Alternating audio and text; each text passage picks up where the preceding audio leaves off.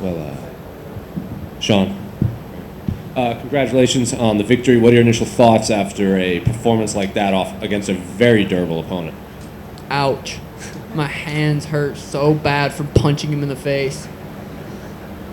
I don't want. I know you always go for the knockouts and you want those highlight reel knockouts. But at some point in that fight, while you're looking for that knockout, are you just saying like to her like enough is enough? Like we got to stop this fight at some point.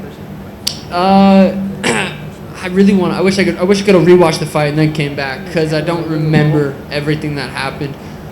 I tweeted before this one's for the Suns. I was trying to. I don't know if you could tell. I was trying to pretend I was dribbling and I really thought I was gonna put his lights out. That dude was tough. Did you say anything to him in there? It looked like you guys were talking during the fight. Yeah, he said you're a bitch, you're a pussy, you're getting tired. Yeah, he was talking a lot, but I just kept beating his ass. Do you like those types of interactions in fights when your opponent's just jawing at you, even though like in the middle of a fist fight? I was like, this kid's.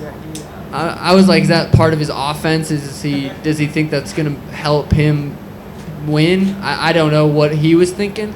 But he's like, you're getting tired, and I was like, yeah, kind of. And then crack him with something, but yeah, I don't know what. I mean, that's how Nate fights. That's how some people fight. Did he touch you with anything in there? I don't see any like physical damage, but did anything in there affect you at all besides punching him in the face with your hands? He landed a couple little shots, nothing that I really didn't feel like I was in danger. Didn't really feel like I was in control of the fight the entire time. I just was I'm a different level, but I think he has a spot in the UFC. Did you think he was out between rounds 1 and 2? The broadcast seemed to think he was out on his feet, just walking back to his stool. Yeah, like I said, I would have watched it so I could really get an idea, but I wouldn't be surprised if he's knocked out right now. And then at Media Day, you said you had a name in mind for your next fight, but you were going to wait for your performance. Then I think you called out 4 names. I think it was Cody, Dominic Cruz, Peter Yan, and Rob Font, correct? Yeah, Pete obviously fighting Aljo.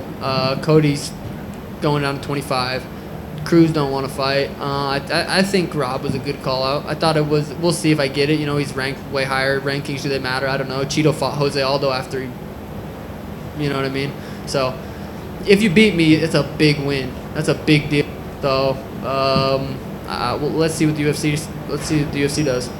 Is there a date you would want to return, and if so, are you looking for main event fights now rather than like pay-per-view openers and such?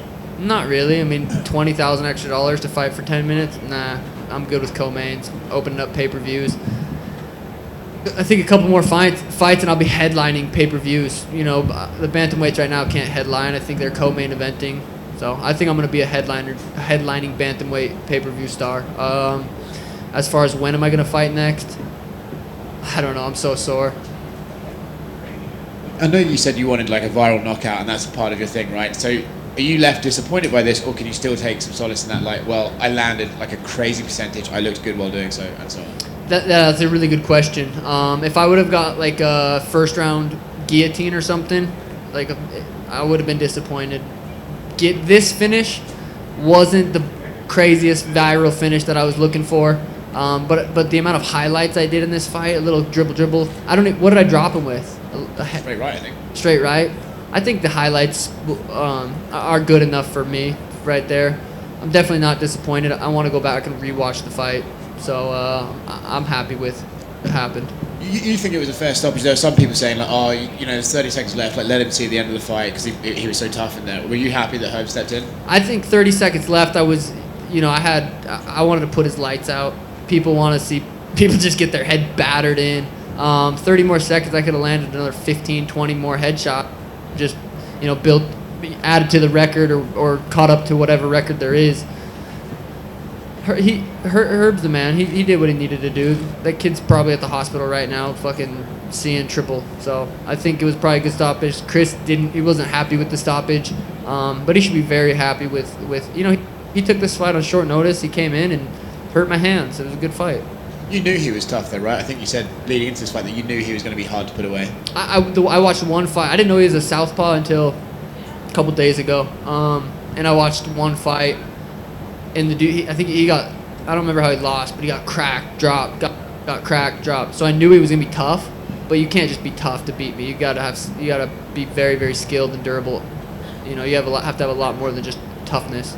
Is it weird that because you dropped him and he was clearly really, really hurt going out of the round, were you surprised then that he was still able to take more punishment after that? Because usually we see, like, when Rob Whittaker got dropped, you know, the end is 9. So were you surprised that he was able to stick around after that? A little bit. You know, this is the UFC. The kid proved that he belongs here. Thomas Almeida was tough. I dropped him in the first, and he stuck around till the end of the third too. So, yeah, just can't say enough how tough that kid is. So do you think, say the UFC don't give you Rob, is there anyone else in mind? Any of those 4 names suitable for you? I'm definitely not getting Peter. You know, he's fighting Aljo. I'm definitely not getting Cody. He's going down 25. I don't think Dominic will accept that fight. I think Rob will take it. I don't really see why not. He beats me, he gets a title shot. That's just how this game works. I'm the biggest draw in bantamweight right now. But if I don't get it, I don't care. I got 10 years of fighting. We're gonna fight everyone. So I'll probably fight towards the end of the year. Congrats, man. Thank you. Okay, Sean over here.